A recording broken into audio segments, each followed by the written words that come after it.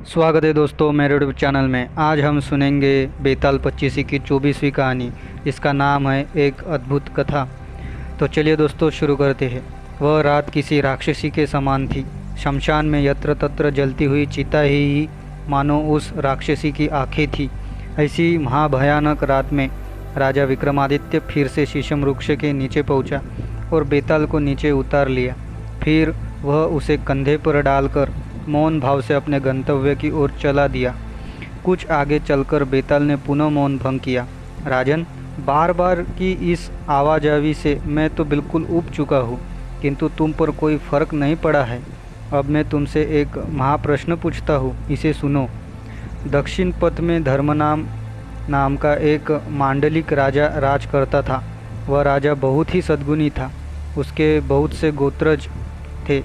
उसकी स्त्री का नाम चंद्रवती था, जो मालवा की रहने वाली थी और वहाँ के एक सम्भ्रांत परिवार में पैदा हुई थी। राजा को अपनी उस पत्नी के एक ही कन्या उत्पन्न हुई, जिसका नाम लावण्यवती था। अपने नाम के अनुरूप ही लावण्यवती सचमुच ही मानव रूप का खजाना था। जब वह कन्या विवाह के योग्य हुई, तब राजा के गोत्रजों ने उसके विरुद्ध एक षड्यंत्र रचा। उन्होंने राज्य में फूट डाल दी और राजा धर्मनाम को सिंहासन से उतार दिया। वे उसके खून के प्यासे बन गए। एक रात राजा अपनी पत्नी और पुत्री सहित किसी प्रकार बचकर वहाँ से निकल भागा। वह अपने साथ बहुत ही उत्तम कोटि के कुछ रत्नों को भी ले जाने में कामयाब हो गया। राज्य से निकलकर राजा अपनी ससुराल मालवा के लिए चल पड़ा। पत्नी और पुत्री के साथ जाता हुआ वह विंध्याचल पर्वत के निकट पहुँचा तो रात हो गई। किसी प्रकार वह रात उन सब ने उसी जंगल में काटी और भोर होते ही पुनः आगे चल पड़े। वैभव और ऐश्वर्य में पले बड़े होने के कारण उन्होंने कभी पैदल सफ़र नहीं किया था, अतः उनके पाँव कांटों से छिल गए थे। इस तरह चलते चलते वे एक भीलों के गांव में जा पहुँचे। उस गांव के भील चोर लुटेरे थे। धन के लिए किसी की भी हत्या तक कर देना उसके लिए मामूली बात थी। वस्त्र और आभूषण पहनने वाले राजा को दूर से ही देखकर वे उन्हें लूटने के लिए अनेक प्रकार के अस्त्र शस्त्र हाथों में लिए उनकी ओर दौड़ पड़े। उन्हें देखकर राजा धर्मनाम अपने स्त्री और कन्या ने से कहा, ए म्लेच्छ, पहले तुम्हारे ही ऊपर आक्रमण करेंगे, अतः तुम दोनों तुरंत वन में जाकर छिप जाओ। राजा के ऐसा कहने पर भय के कारण रानी चंद्रावती अपनी कन्या को साथ लेकर तत्काल वन में चली गई। कुछ देर उपरांत ही वे लुटेरे भील राजा के पास आ पहुँचे और अपने अस्त्र शस्त्रों से राजा पर टूट पड़े। राजा ने अपनी समस्त शक्ति से उनका मुकाबला किया। उसने अपने तीरों से अनेक लुटेरों को मार गिराया, पर अंततः लुटेरों ने उस पर सामूहिक रूप से आक्रमण किया और उसे मारकर उसके शरीर के समस्त आभूषण उतार कर ले गए। दूर वन में छिपी हुई रानी और उसकी पुत्री ने यह दृश्य देखा तो प्राणों के भय से वहाँ से भाग निकली और दूर के घने जंगल में चली गई। उस जंगल में एक सरोवर के समीप वृक्ष के नीचे बैठकर वह दोनों विलाप करने लगी। इसी बीच उस वन के निकट रहने वाला घोड़े पर सवार कोई राजा आखेट करने के लिए अपने पुत्र के साथ उधर आ निकला।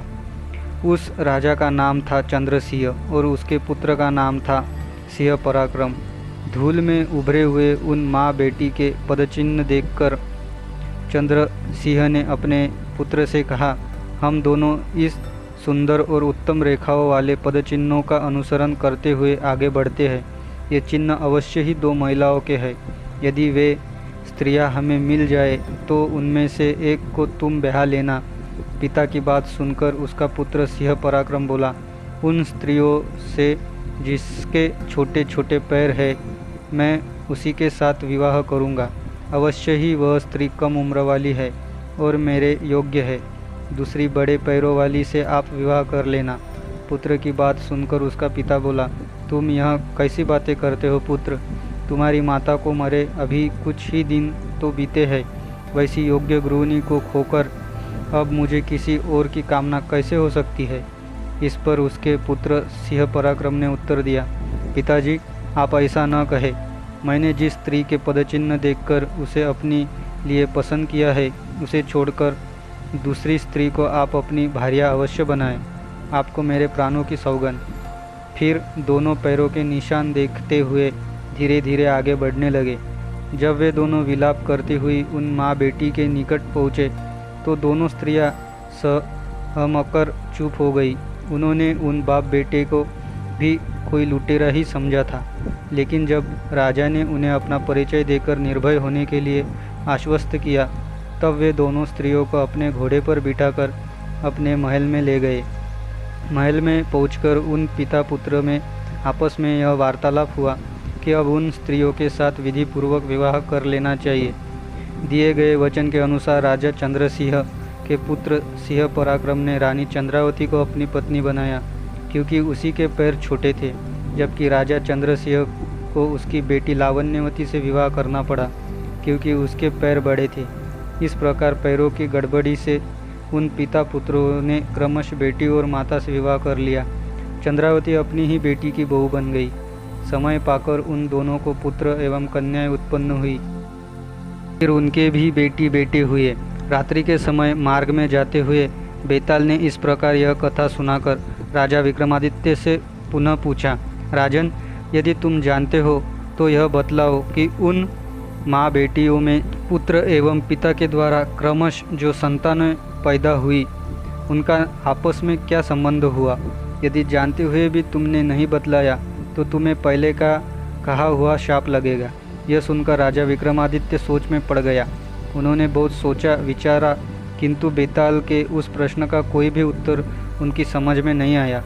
अतः वह चुप्पी साधे मौन भाव से आगे बढ़ता रहा। मृत पुरुष के शरीर में प्रविष्ट और राजा के कंधे पर बैठा बेताल इस पर मन ही मन हंसा और सोचने लगा, इस महाप्रश्न का उत्तर इस राजा को मालूम नहीं है, फिर भी यह प्रसन्न है और सावधानीपूर्वक पैर रखता हुआ निरंतर आगे बढ़ रहा है। यह राजा बड़ा पराक्रमी है, इसलिए वंचित होने के योग्य नहीं है।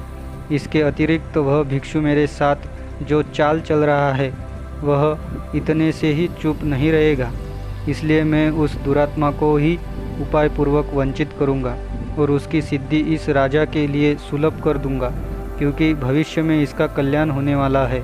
ऐसा सोचकर बेताल ने राजा से कहा, राजन, इस भयानक रात में इस शमशान में बार बार आते जाते तुमने बहुत कष्ट उठाया है, फिर भी तुम अपने निश्चय से नहीं डिगे। तुम सुख पाने के योग्य हो। मैं तुम्हारे इस आश्चर्यजनक धैर्य से संतुष्ट हुआ। अतः अब तुम इस शव को ले जाओ, मैं इसमें से चला जाता हूँ, लेकिन जाने से पहले तुम्हारी भलाई के लिए मैं जो तुमसे कहना चाहता हूँ उसे सुनो और उसके अनुसार ही कार्य करो। बेताल ने आगे कहा, हे राजन, तुम जिस भिक्षु के लिए मनुष्य का यह शरीर लेकर जा रहे हो वह आज इस शरीर में मेरा आह्वान करके पूजा करेगा। पूजा करने के बाद वह दुष्ट तुम्हारी ही बलि चढ़ाने की इच्छा से तुमसे कहेगा कि भूमि पर पड़कर साष्टांग नमस्कार करो। तब उस समय तुम उस भिक्षु से कहना, पहले तुम करके दिखलाओ, फिर मैं वैसा ही करूँगा। तत्पश्चात जब वह भूमि में पड़कर प्रणाम करके तुम्हें दिखलाए, उसी समय तुम तलवार से उसका मस्तक काट देना।